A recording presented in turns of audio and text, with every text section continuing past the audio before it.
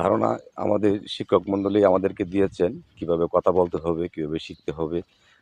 আমরা তো কিছু জানতাম না তখনকার ছোট্টবেলার যে অবস্থা, যেখানে আমরা লেখাপড়া করে অনেক অনেকেই যারা আমাদের আ এখানে লেখাপড়া করছেন তারা বিভিন্ন জায়গায় বিভিন্ন পদে চাকরিরত অবস্থায় আছেন। আমি হয়তোবা বেশি একটা লেখাপড়া করতে পারিনি। যাই হোক, যারা কর্মরত অবস্থায় আছেন তারা দেখবেন।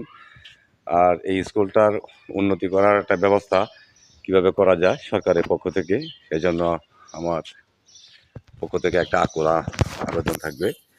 আপনারা সকলে এটা একটা উন্নয়নমূলক পরিকল্পনা সরকারের পক্ষ থেকে যেন হয়, সেজন্যই সরকারকে আমি অনেকটা ধন্যবাদ জানাই।